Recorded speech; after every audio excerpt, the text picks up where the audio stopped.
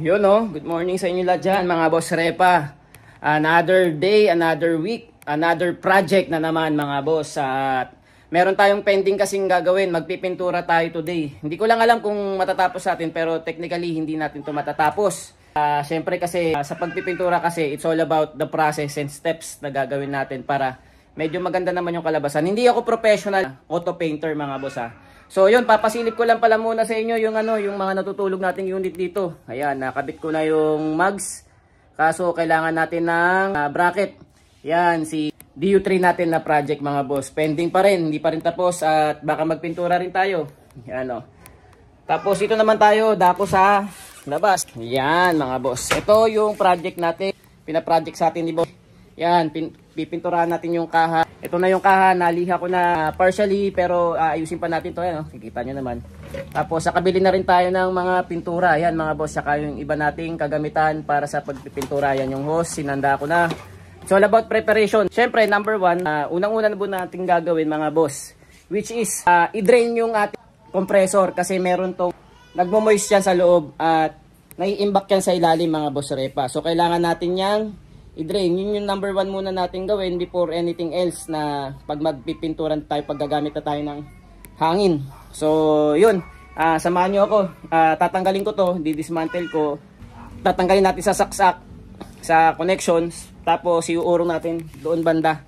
Kasi doon natin i-drain para hindi magkalat dito ng oil and water mixture kasi maitim yan pagka papakita ko sa inyo mamaya. So tanggalin muna natin to mga boss. So yun mga boss, nagpatulong tayo dahil napakahirap at napakabigat kasi rin ito ng compressor natin. Bali, meron tong drain plug sa ilalim na ang sukat 14. Kuha lang ako ng 14 para matanggalan natin at malinis din natin tong background niya.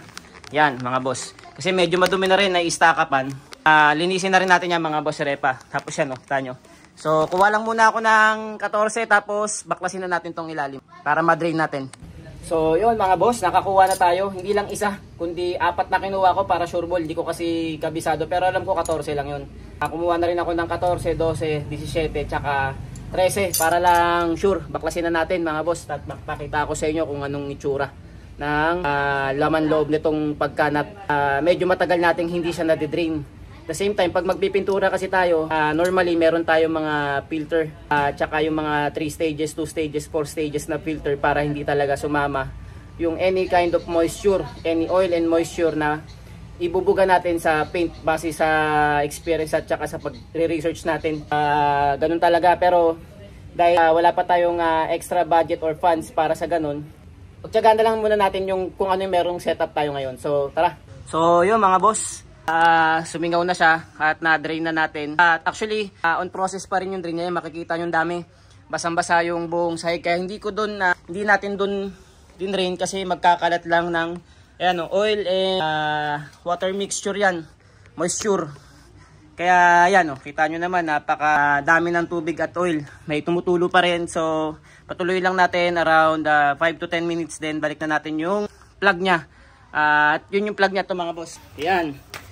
Ano pala siya, ayan Kaya dapat pala mga boss, from time to time, chine-check natin at dinidrain natin to kasi sabi sa ng iba, para tong ticking bomb. Kasi pagka napuno ng moisture tsaka oil yan sa loob ng tangke niya, tapos hindi na kayang mag-hold ng pressure sa sabog daw tong tangke.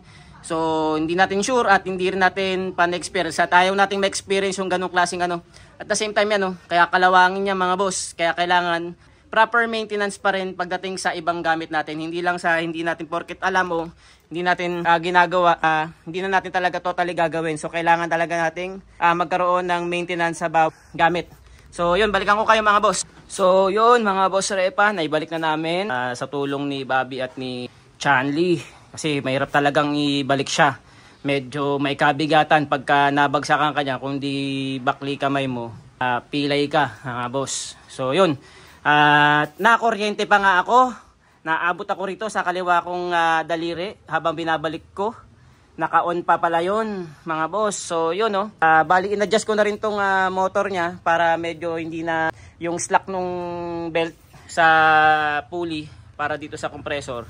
In-adjust ko, medyo inurong ko ng konting-konti lang naman gamit yung Yan, gamit siya jack. Kasi kung ikaw lang din mag-isa, hatakin mo habang sisikipan mo yan, medyo may hirapan ka nga.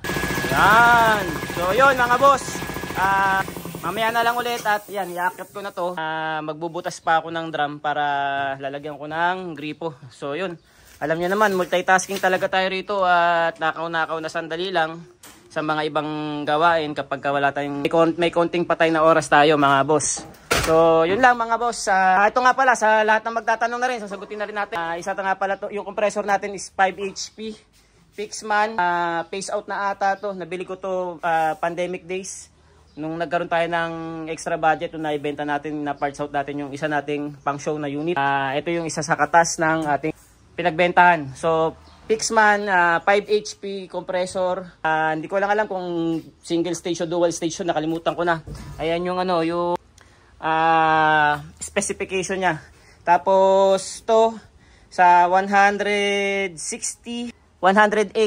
PSI magka-cut off siya, tapos magbubukas ulit siya around 100 PSI.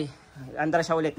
So yun yung quick specification ng ating compressor dito mga boss. 5 HP. Hindi ko lang alam, double motor, pero hindi ko alam kung single stage o dual stage to. Hindi ko, nakalimutan ko na. Tapos yung motor, ayan. So yun mga boss, yun na lang. Susunod na lang ulit. Mamaya, ayan, bibidyoan din natin, magbibideo tayo. Abangan nyo yung video natin sa pagpipintura, samahan nyo ako. Hindi ako, hindi ako auto painter specialist. Beginner lang din tayo. Pakita ko sa inyo yung gamit natin mamaya. So yun, maraming salamat.